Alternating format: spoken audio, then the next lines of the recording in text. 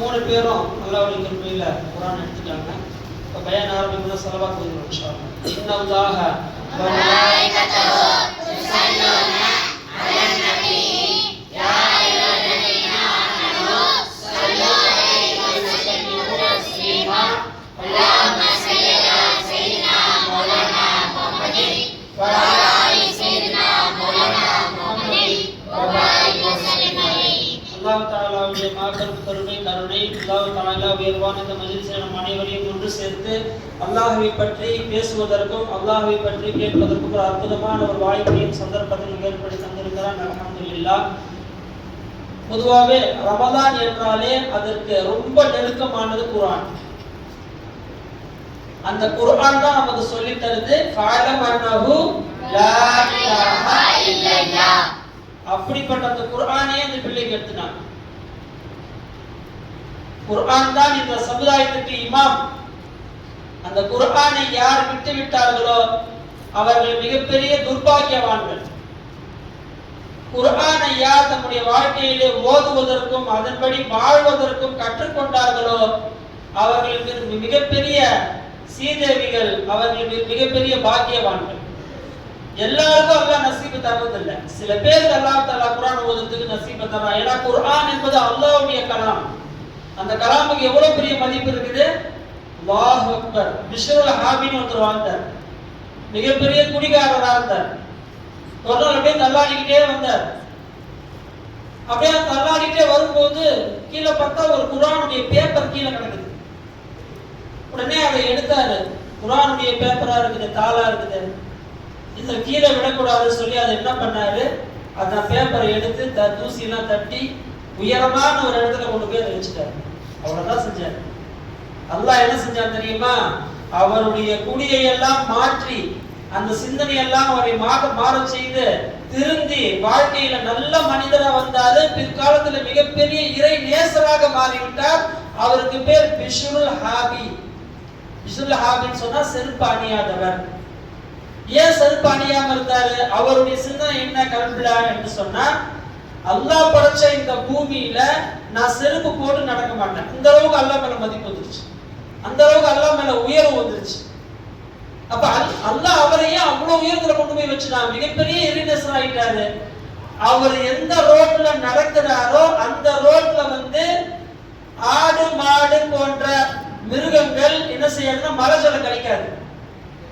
அவர் எந்த ரோட்ல நடக்கிறாரோ அந்த ரோட்ல என்ன இருக்காது, அசுத்தம் இருக்காது. ஏன்னா அவர் செருப்பு போடாம வர்றாரு.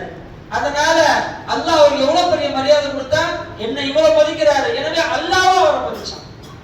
அதே தான் பெருமானார் சொல்லி தர்றாங்க, இஹ்ஃபதில்லாஹ, நீங்கள் அல்லாஹ்வை பாதுகாத்துக் கொள்ளுங்கள், இஹ்ஃபதுக, அல்லாஹ் உங்களை பாதுகாப்பான். அப்படின்னு நம்ம எப்படி அல்லாஹ் பாதுகாக்க முடியும்?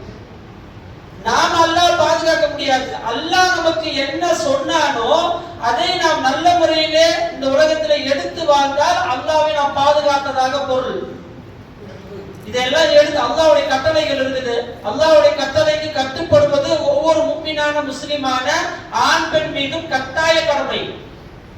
அந்த அடிப்படையில ஒரு முஃமின் என்ன செய்யணும், அந்த கட்டளை எடுத்துக்கொண்டால் அவர் அல்லாஹ்வை பாதுகாக்கிறார் என்று அதற்கு பொருள்.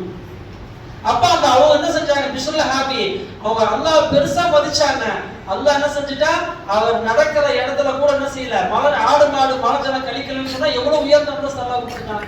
ஒரே ஒரு செயல் தான் செஞ்சாரு, கீழே இருக்கிற பேப்பர் தாளை எடுத்து மேல வச்சாங்க. அவ்வளவு.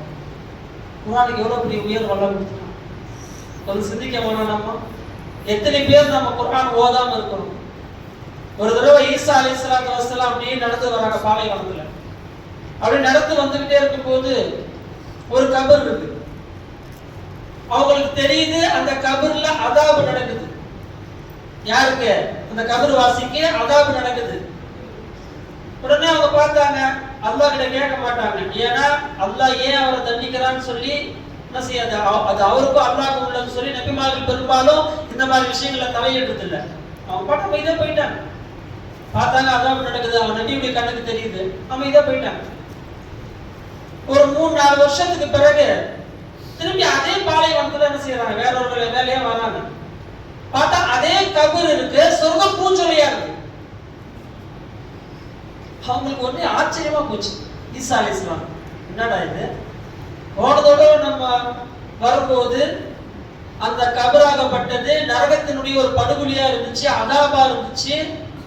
ஆனால் இப்ப அல்லாஹ் தஆலா என்ன செய்யறான், அந்த கபரை எப்படி காட்டுறான், சொர்க்கத்தினுடைய பூஞ்சோலையா காட்டுறான். நீ ஒன்னும் புரியலையே. அப்ப அல்லாஹ் கேட்டான், என்ன எனக்கு புரியலையே அப்படின்னு.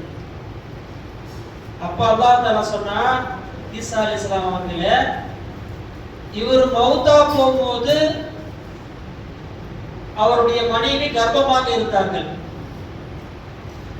அவர் மௌத்தா போய் கொஞ்ச நாள்லயே அந்த பிள்ளை துனியாவில் வந்துருச்சு, குழந்தை பிறந்துருச்சு. குழந்தை பிறந்து 2-3 வருஷத்துக்கு பிறகு முதல்ல அந்த குழந்தைய எடுத்துட்டு போய் மதரசாவில் சேர்க்கிறாங்க. சின்ன புள்ள, 3 வயசு புள்ளைய போய் மதரசாவில் சேர்க்கிறாங்க. சேர்த்த உடனே உஸ்தாத் சொல்லி கொடுத்தாரு, பிஸ்மில்லாஹிர் ரஹ்மானிர் ரஹீம் அப்படின்னு சொல்லி கொடுத்தாரு. அந்த குழந்தையும் பிஸ்மில்லாஹிர் ரஹ்மானிர் ரஹீம் என்று அந்த குழந்தை சொன்னது. அவ்வளவுதான். அவருடைய எல்லா பாவத்தையும் மன்னிச்சு அவர் சொர்க்கவாதி ஆக்கி அவருடைய கபர் அல்லாஹ் எப்படி ஆக்கிட்டான், சொர்க்க பூஞ்சொலி ஆக்கிட்டான். அல்லாஹ் அக்பர். என்ன பிஸ்மில்லாஹ்வுடைய அந்தஸ்து என்ன, பிஸ்மில்லாஹ்வுடைய அந்தஸ்து என்ன? நாம என்ன செய்யறோம், பிஸ்மில்லாஹிர் ரஹ்மானிர் ரஹீம் சாப்பிட்டா சொல்லிடுறோம். அந்த பிஸ்மில்லாஹ்வுடைய அந்தஸ்து தெரிஞ்சுக்கிட்டோம்னு வச்சுக்கோங்க. அலிநாயகம் சொன்னாங்க, பிஸ்மில்லாஹ்வுக்கு மட்டும் 3 வருஷம் அர்த்தம் சொல்லுன்னு சொன்னாங்க, விளக்கம் சொல்லுவாங்க. பிஸ்மில்லாஹிர் ரஹ்மானிர் ரஹீமுக்கு மட்டும் எத்தனை வருஷம் விளக்கம் சொல்லுவாங்க? 3 வருஷம் விளக்கம் சொல்லுவாங்கன்னா அப்ப குர்ஆனுக்கு மொத்த குர்ஆனுக்கு எத்தனை வருஷம் விளக்கம் சொல்லுவாங்க? அப்ப குர்ஆன்ல எவ்வளவு பெரிய பொக்கிஷங்கள் அடங்கி இருக்குது. அந்த குர்ஆனை கையில வச்சுக்கிட்டு தான் இந்த சமுதாயம் என்ன செய்யுது, தத்தளிக்குது. ஏன் தத்தளிக்குது தெரியுமா? அந்த குர்ஆனை சரியான முறையில் எடுத்துக்கிறது இல்ல. அந்த குர்ஆன் என்பது ஒரு அலங்கார புத்தகமாக பீரோவுக்கு மேல எடுத்து வச்சிருக்காங்க, அவ்வளவுதான். அது பாட்டுக்கு பீரோ மேல கிடக்குது, தூசி படிஞ்சு. எப்பயாச்சும் அஜரத்து ஊர்ல ஃபாத்தியா வரும்போது எடுத்து தூசி தப்பி தொடச்சி அழகா வச்சுக்கிறது. என்ன பிரயோஜனம் இருக்கு? அலங்கார புத்தகமா அது பீரோல வச்சு அழகு பார்க்கிறதுக்கு? ஒவ்வொரு நாளும் அந்த குர்ஆனை ஓத வேண்டாமா? ஒவ்வொரு நாளும் அந்த குர்ஆனை விளங்க வேண்டாமா? சஹாபாக்கள் என்ன செய்வாங்க, ஒரு ஆயத்தை ஓதுவாங்க. அந்த ஓதி அந்த ஆயத்தை நினைச்சு அழுது அந்த ஆயத்துக்கு அமல் செஞ்சு அடுத்த ஆயத்தை ஓதுவாங்க. இப்படி சஹாபாக்களுடைய வாழ்க்கை இருந்துச்சு. மொத்த வாழ்க்கை சஹாபாக்களுடைய வாழ்க்கை குர்ஆனாகவே இருந்தது. இன்னைக்கு நம்ம வாழ்க்கை எப்படி இருக்குது? ஆரம்பத்துல எல்லாம் ஒரு முறை வச்சிருந்தாங்க. என்ன தெரியுமா? புள்ள முதல்ல படிக்க போறதா இருந்தா அந்த பிள்ளையை கொண்டு போய் முதல்ல மதரசாவுல சேர்த்து அந்த குழந்தைக்கு பிஸ்மில்லாஹிர் ரஹ்மானிர் ரஹீம் என்ற அந்த சூரத்துல் ஃபாத்திஹாவை சொல்லி கொடுத்து அந்த குழந்தைய மதரசாவில சேர்த்ததுக்கு பிறகுதான் அந்த பிள்ளையை கொண்டு போய் ஸ்கூல்ல சேர்ப்பாங்க. ஏன் தெரியுமா? அந்த குர்ஆனுக்கு அவ்வளவு பெரிய மகத்துவம் இருந்துச்சு ஒரு காலத்துல. அது பெற்றோர்கள் அறிந்திருந்தாங்க. அதற்கு பிறகு வரக்கூடிய காலகட்டத்தில் என்ன ஆயிடுச்சுன்னு சொன்னா, இப்ப எல்லாம் முதல்ல அதெல்லாம் ஃபர்ஸ்ட்ல 1ஆம் கிளாஸ் தான் இருந்துச்சு. அதுக்கப்புறம் 2ஆம் கிளாஸ் 3ஆம் கிளாஸ் 1ஆம் கிளாஸ் ஸ்டார்டிங்கா இருந்துச்சு. இப்ப என்ன ஆயிடுச்சு, அதுக்கப்புறம் ஒரு சின்னதா ஒரு எல்கேஜின்னு வந்துச்சு, அப்புறம் யூகேஜி. இப்ப அதோட தாண்டிச்சு கீழே ப்ரீகேஜி. எல்கேஜிக்கு முன்னாடி, அதாவது வீட்டுல அவங்க சும்மா பாடுகளா உலகத்துக்கு நடப்பான் சின்ன பையன், அவனை பார்க்க முடியலன்னு சொல்லுமே தண்டத்துக்கு 20,000 ரூபாய் ஃபீஸ் கட்டி சேர்த்து வச்சுக்கிறது. அதுக்கு பேர் தான் ப்ரீகேஜி. அவன் நாளைக்கு கூட படிக்கிறதுக்கு போறாங்க, அவனை வீட்டுல பாத்துக்கிறதுக்கு முடியல அப்படின்னா அதுக்கு தாய். அந்த பிள்ளைய பாத்துக்க முடியலன்னா நீ என்ன தாயின்னு கேக்குறேன். அன்னைக்கு ஒரு வீடியோ பதிவை பார்த்தேன். ஒரு பொம்பளை ஆட்டோல வருது, போய் போன் பார்த்துக்கிட்டே ரோட்ல போகுது. பின்னாடி ஒரு ஆட்டோக்காரன் ஒரு குழந்தை எடுத்துட்டு வரான், அம்மா அம்மான்னு கூப்பிடுறான். அந்த அம்மா பாட்டு போய் போன் பண்ணிட்டு போயிட்டே இருக்குது ரோட்ல. என்னன்னு பார்த்தா கூட தன்னுடைய பிள்ளைய ஆட்டோல மறந்து வச்சுட்டு போன் ஓடிக்கிட்டு வருது. இன்னைக்கு எப்படிப்பட்ட தாய் வந்துட்டாங்க. இன்னைக்கு குழந்தையே பரவாயில்ல, பரவாயில்ல, என்கிட்ட போன் இருந்தா போதும், போன் தான் என் உலகம் அப்படின்ற மாதிரி இன்றைய காலம் மாறி போச்சு. அப்ப நாம என்ன செய்ய, எதுக்காக சொல்ல வரேன், அப்ப அந்த மாதிரி ஆரம்ப காலத்துல எப்படி இருந்துச்சு சொன்னா, பிள்ளைகளை முதல்ல சேர்க்கிறது எங்கன்னா மதரசால தான் கொண்டு வந்து சேர்ப்பாங்க. சேர்த்து தன்னுடைய புள்ள முதல்ல வந்து பிஸ்மில்லாஹிர் ரஹ்மானிர் ரஹீம் என்று தன்னுடைய குழந்தை சொன்ன பிறகுதான், சூரத்துல் ஃபாத்திஹா ஓதின பிறகுதான், அலிஃப் பா என்று ஓதின பிறகுதான் அந்த குழந்தையை கொண்டு போய் ஸ்கூல்ல சேர்ப்பாங்க. ஏன்னா அதுதான் ஆரம்ப காலத்துல முறையாக இருந்தது. இன்னைக்கு அப்படிலாம் கிடையாது. இன்னைக்கு 8ஆம் கிளாஸ் 7ஆம் கிளாஸ் தான் தாண்டிடுவான். அந்த பையனை கூப்பிட்டு ஏன்பா மதரசா அப்படின்னா என்ன கேட்பான்? அப்படின்னா என்னது? மதரசாக்கு போலியா? எல்லாம் போவாங்க, நான் போறது இல்லை. ஏன்? அம்மா அப்பா கண்டிஷன் இல்ல. பெற்றோர்கள் எந்த பெற்றோராவது என்னுடைய பிள்ளை ஒரு முழு குர்ஆனை ஓதி முடிக்க வேண்டும் என்று எந்த பெற்றோர் ஆசைப்படுறீங்க? முதல்ல சொல்லுங்க பார்க்கலாம். 8ஆம் கிளாஸ் படிக்கக்கூடிய பிள்ளைங்க இருக்கிறாங்க, 9ஆம் கிளாஸ் படிக்கக்கூடிய பிள்ளைங்க இருக்கிறாங்க, 10ஆம் கிளாஸ் படிக்க 11ஆவது படிக்கிற பிள்ளைங்க நம்ம மதரசால இருக்கிறாங்க. ஆனா ஒரு புள்ள கூட இதுவரை குர்ஆனை முழுமையா ஓதி முடிக்கல. நான் நம்ம பிள்ளைகளை பார்த்தேன், கிட்டத்தட்ட 8ஆம் கிளாஸ் படிக்கிற புள்ள வரையுமே அலிபேர் தான் உட்கார்ந்து. அல்லாஹ்வுடைய மாபெரும் கிருபை, 45 பேர்ல 33 பேர் குர்ஆனை எடுத்துட்டாங்க. அல்ஹம்துலில்லாஹ். இனி நம்முடைய குர்ஆன் பிள்ளைகள் என்ன செய்வாங்க? சரளமா குர்ஆனை தொடர்ந்து ஓதக்கூடியவர்களாக இருப்பாங்க. இன்னும் வருங்காலத்துல கிட்டத்தட்ட ஒரு 12 பேர் கொண்ட ஒரு பேட்ச் இருக்காங்க, நம்ம பிள்ளைகள் இருக்காங்க. ரபீல் அவ்வல்ல நான் ஏற்கனவே ஒரு இன்ஷாஅல்லாஹ் ஒரு மகரிபுடைய நேரத்துல இந்த விஷயத்தை சொல்லி காமிச்சேன் உங்கள்கிட்ட. ஒரு ரபீல் அவருடைய காலகட்ட ரபீல் அவருடைய நேரத்துல கிட்டத்தட்ட ஒரு 12 பேருக்கு இன்ஷாஅல்லாஹ் குர்ஆனை முழுமையாக ஓதி முடிப்பதை போன்ற ஒரு ஏற்பாடு செஞ்சு வச்சிருக்கேன் இன்ஷாஅல்லாஹ் தஆலா. அதுக்கு பெற்றோர்கள் முழு ஒத்துழைப்பு தரணும்னா இந்த நேரத்துல கேட்டுக்கிறேன். பெற்றோர்கள் ஒத்துழைப்பு தரணும், நிர்வாகம் முழு சப்போர்ட் பண்ணுங்க. அவங்க என்ன சொல்றாங்க? நீங்க நல்லபடியா பிள்ளைங்களை தரபியத் செய்யுங்க, எத்தனை பேர் வேணா வரட்டும், நல்லபடியா ஓதட்டும். ஆனால் அவங்க என்ன செஞ்சிடக்கூடாது, அந்த பிள்ளைங்களை ஆர்வப்படுத்துறதுல அவங்க நிர்வாகம் ரொம்ப ரொம்ப ஆர்வமா இருக்கிறாங்க. ஆனா பெற்றோர்கள் அதுல ரொம்ப கவனம் செலுத்தணும். நான் இந்த நேரத்துல அன்பா கேட்டுக்கிறேன். அப்ப குர்ஆனுக்கு எவ்வளவு பெரிய மரியாதை இருக்கு நம்மள்ட்ட, அல்லாஹ் கிட்ட. அப்ப அப்படிப்பட்ட குர்ஆனை நம்ம விட்டு என்ன செய்யக்கூடாது, இருக்கக்கூடாது. இந்த ரமலானுடைய மாதம் வந்துட்டாலே அதிகமாக குர்ஆனை ஓதி ஓதி என்ன செய்யணும், நாம அல்லாஹ்வுடைய நெருக்கத்தை பெற வேண்டும். ஒரு எழுத்துக்கு 10 நன்மைங்க. நீங்க ஒரு அரை நாள் உதாரணமா காலையில 10 மணில இருந்து லுஹர் வரையும் நீங்க தஸ்பீஹ் ஓதுங்க அல்லது வேற ஏதாவது அமல் செய்யுங்க. அந்த அமலை அரை மணி நேரத்துல நீங்க எடுத்துடலாம். இதுல குர்ஆன் ஓதிட்டா, குர்ஆன் ஓதி விட்டா அரை மணி நேரத்துல எடுத்துடலாம். ஏன்? பிஸ்மி என்பதற்கு 30 நன்மை, பாவுக்கு 10 நன்மை, சீனுக்கு 10 நன்மை, மீமுக்கு 10 நன்மை, மொத்தம் பிஸ்மிக்கே 30 நன்மைன்னு சொன்னா பிஸ்மில்லாஹிர் ரஹ்மானிர் ரஹீம்ல எத்தனை எழுத்து இருக்குது? சூரத்துல் ஃபாத்திஹாவுல எத்தனை எழுத்து இருக்குது? மொத்த குர்ஆன்ல 6666 வசனங்கள் இருக்குது. அப்ப 6666 வசனங்களை ஒரு குர்ஆன் ஒரு முழு ரமலான்ல நம்ம ஓதிட்டோம்னு சொன்னாக்கா அது எவ்வளவு பெரிய நன்மை நமக்கு கொண்டு வந்து சேர்த்துறோம். அப்ப அப்படிப்பட்ட பொக்கிஷம் தான் குர்ஆன். நான் ஏற்கனவே ஒரு பயான்ல சொன்னேன், 3 விஷயத்துக்கு மட்டும் பார்த்த உடனே நன்மை அல்லாஹ் கொடுத்துருவோம். ஒண்ணு காபத்துல்லா, லைவா இருக்கக்கூடிய காபத்துல்லா, மக்காவுல போய் காபத்துல்லா போதும் அப்படின்னு நேரடியா பாக்குறோம். பார்த்த உடனே உங்களுக்கு நன்மை எழுது.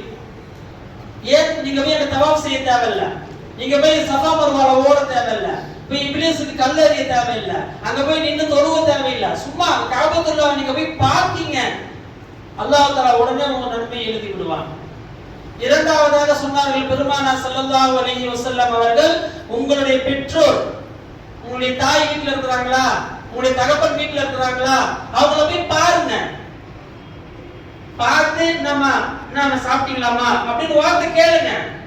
பார்த்த உடனே நன்மை தரக்கூடியவர்களுடைய இரண்டாவது பட்டியல் இருக்கக்கூடியவங்க யாரு? பெற்றோர். அவங்கள போய் பார்த்த உடனே நன்மை கிடைச்சிடணும். இரண்டாவது அவங்களுக்கு ஹிதமத் செய்யறது அது அடுத்த நன்மை. பார்த்த உடனே நன்மை இரண்டாவது பட்டியல் பெற்றோர்கள். மூன்றாவது சொன்னாங்க பெருமானார் ஸல்லல்லாஹு அலைஹி வஸல்லம், குர்ஆன், திருக்குர்ஆன். இந்த திருக்குர்ஆன் இருக்குது, குர்ஆன் நீங்க சும்மா அப்படி பார்த்தீங்க. இப்போ நீங்க எல்லாரும் வந்து குர்ஆனை பார்த்தீங்களா இல்லையா? அதுக்கு அல்லாஹ் ஒரு நன்மை எழுதினான். நம்ம யாரும் ஓதல, நான் குர்ஆனை எடுத்து கொடுத்தேன், அவங்க ஜனாப் கொடுத்தாங்க, நீங்க எல்லாம் குர்ஆனை பார்த்தீங்க, நானும் குர்ஆனை பார்த்தேன். இப்போ நம்ம எல்லாருக்கும் அல்லாஹ் நன்மை எழுதியாச்சு. ஹதீஸ் பிரகாரம் என்ன செஞ்சோம்? குர்ஆனை திறக்கல, குர்ஆனை பார்த்தோம். அல்லாஹ் அக்பர்! எவ்வளவு பெரிய பொக்கிஷம் என்பது குர்ஆன். அந்த குர்ஆனை விட்டுட்டு தான் நீ கைசேதமா போய் நிக்கிறோம். அந்த குர்ஆனை யாரும் பின்பற்றது இல்ல. குர்ஆன் என்ன செய்ய அல்லாஹ் குர்ஆன்ல கேக்குறான், அஃபலா யததப்பரூனல் குர்ஆன அம் அலா குலூபின் அக்ஃபாலுஹா. என்ன கேக்குறான்? நீங்கள் குர்ஆனை சிந்திக்க மாட்டீங்களா? உங்களுடைய உள்ளங்கள் என்ன பூட்டு போட்டுக்குதான்னு கேக்குறான் அல்லாஹ். ஏன் அந்த வார்த்தை அல்லாஹ் சொல்றான் தெரியுமா? அவ்வளவு பொக்கிஷங்களை நான் குர்ஆன்ல வச்சிருக்கிறேன், நீ துனியா துனியான்னு எதையோ தேடிட்டு இருக்கியப்பா. குர்ஆனுக்கு ஒரு மேக்னெட் அது. அந்த குர்ஆன் நீங்க எங்க உட்கார்ந்து ஓதுறீங்களோ அந்த இடத்துல அல்லாஹ்வுடைய ரஹ்மத் வந்துகிட்டே இருக்கும். நீங்க வீட்ல சொல்றீங்களே, எங்க வீட்ல ஒரே முசீபத்தா இருக்குது, ஒரே நோயா இருக்குது, ஒரே பிரச்சனையா இருக்கு, ஒண்ணும் செய்ய தேவையில்ல. டெய்லி வீட்ல உட்கார்ந்து ஒரு 1/4 மணி நேரம் குர்ஆன் ஓதுங்களேன். 1/4 மணி நேரம் ஓதுங்க. அதிகபட்சமா வேணாம், 1 மணி நேரம் 2 மணி நேரம் வேணாம், 1/4 மணி நேரம் ஓதுங்களேன். டெய்லி ஓதுங்க. உங்க வீட்ல எப்படி அல்லாஹ்வுடைய ரஹ்மத் வருது நீங்க பாருங்க. அப்ப எதுக்காக சொல்லப்படுகிறது என்று சொன்னால், குர்ஆன் என்பது அல்லாஹ் நமக்கு தந்த மிகப்பெரிய பொக்கிஷம். அதை யாரும் விட்டுறாதீங்க. பெரியவங்க எல்லாம் இப்ப ஓதிக்கிட்டு இருக்கிறாங்க. உங்களுக்கு ஓதணும்னு ஆசைப்பட்டீங்கன்னா பெரியவங்க தாராளமா வந்து எங்கிட்ட ஓதிக்கலாம். என்ன இவ்வளவு வயசாயிருச்சு, நான் எப்படி ஓதுறது? பெருமானார் சொல்றாங்க, 2 பேருக்கு இல்மு கிடைக்காது. 2 பேருக்கு இல்மு கிடைக்காது. யார் 2 பேரு? ஒண்ணு கூச்ச சுபாவம் இருக்கக்கூடியவங்க. ஐயோ நான் போய் எப்படி ஓதுறது, எனக்கே வயசு 60 போச்சு, நான் போய் அலிப் பார்த்தானே என் பேரன் சிரிப்பானே, அலிப் பார்த்தான்னு சொன்னா செய்வான், என் பேரண்டிலாம் சிரிப்பானே என்று ஒரு கூச்சப்படுவது. அப்ப கூச்சம் என்பது உங்களுடைய இல்மை தடுத்து விடும். எனவே அந்த கூச்சப்படுபவர்களுக்கு இல்மு கிடைக்காது, வெட்கப்படுபவர்கள். 2வது பெருமை அடிப்பவன், அவனுக்கு இல்மு அந்த கிடையாது, இல்மு கிடைக்காது. ஏன்? அவன் நான் சொன்னதான் கரெக்டா உட்கார்ந்து இருப்பான். ஏப்பா இப்படி இருக்கே பாருங்க, அதெல்லாம் கிடையாது, நான் சொன்னதான் இதுதான் அப்படின்னு சொல்லி உட்காந்துட்டே இருப்பான். அவன் கடைசி வரையும் மண்ணில இல்மு வரவே வராது, பெருமச்சிலே இருப்பான் கடைசி வரையும். இந்த 2 பேருக்கு இல்மு வராது. பாக்கி நீங்க முயற்சி செஞ்சாலும் உங்களுடைய வெட்கத்தை விட்டு உட்காருங்க. ஒருத்தர் உட்காந்தீங்களா உங்களை பார்த்து இன்னொருத்தர் உட்காராரு. இப்ப ஹம்சா பாய் உட்காந்துட்டாரு, பாப்பாங்க ஹம்சா பாயே உட்காந்துட்டாரா, இதுக்கப்புறம் நம்ம வேற யார் உட்காரணும், மீதி எல்லாம் உட்கார ஆரம்பிச்சிருவாங்க. இன்ஷா அல்லாஹ். எல்லாம் அல்லாஹ் தஆலா ஏன் இந்த வார்த்தை நான் சொல்றேன்னா, நீங்க எல்லாரும் ஓதணும். மஹல்லா எல்லாம் ஆபாதா இருக்கணும், மஹல்லா செழிப்பாகணும், மஹல்லால எந்த ஒரு பலா முசீபத் இருக்கக்கூடாது. நீங்க ஓதக்கூடிய ஒவ்வொரு குர்ஆனும் உங்களுடைய வீடு, உங்களுடைய மஹல்லா அற்புதமாக ஆகுவதற்கு உண்டான வழிவகை தான் அந்த குர்ஆன். எனவே அந்த குர்ஆனை கொண்டு போய் நாமளும் ஓதணும், நம்முடைய பிள்ளைகளும் ஓதணும், நம்ம வீட்டில் இருக்கிற மனைவிமார்கள் என்ன செய்யணும், அவங்களுக்கும் என்ன செய்யணும், குர்ஆனை ஓத தெரிஞ்ச வீட்டில் வந்து ஓத சொல்லுங்க. அவ்வாறு ஒவ்வொருத்தரும் குர்ஆனை ஓதினால் எங்கெல்லாம் அல்லாஹ்வுடைய ரஹ்மத் இருக்கிறதோ அந்த ரஹ்மத்தை கொண்டு வந்து நம்ம வீட்டில் விட்டுரும். அப்படிப்பட்ட மேக்னெட் தான் குர்ஆன். எனவே அப்படிப்பட்ட இந்த குர்ஆனை நாம் என்ன செய்வோம், தொடர்ந்து ஒவ்வொரு நாளும் ஓதுவோம். யாருக்கெல்லாம் குர்ஆன் ஓத தெரியவில்லையோ அல்லாஹ்விடம் துஆ செய்வோம். யா அல்லாஹ் எங்களுக்கு குர்ஆனை நிறைவாக கற்றுக்கொள்ளக்கூடிய பாக்கியத்தை தருவாயாக என்று துஆ செய்வோம். எல்லாம் வல்ல அல்லாஹ் தஆலா எல்லா மக்களுக்கும் குர்ஆன் ஓதக்கூடிய பாக்கியத்தையும் அதன்படி வாழக்கூடிய பாக்கியத்தையும் நம் அனைவருக்கும் நசீபாக்குவானாக என்று துஆ செய்து விடைபெறுகிற வாஹிரு தாவானா அல்ஹம்துலில்லாஹி ரப்பில் ஆலமீன்.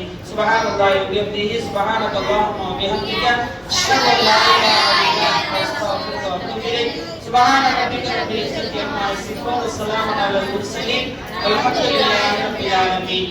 ஸல்லல்லாஹு அலா முஹம்மத் ஸல்லல்லாஹு அலைஹி வஸல்லம். ஸல்லல்லாஹு அலா முஹம்மத் ஸல்லல்லாஹு அலைஹி வஸல்லம். ஸல்லல்லாஹு அலா முஹம்மத் யா ரப்பி ஸல்லி அலைஹி வஸல்லம். அஸ்ஸலாமு அலைக்கும் வரஹ்மத்துல்லாஹி வபரகாத்துஹு.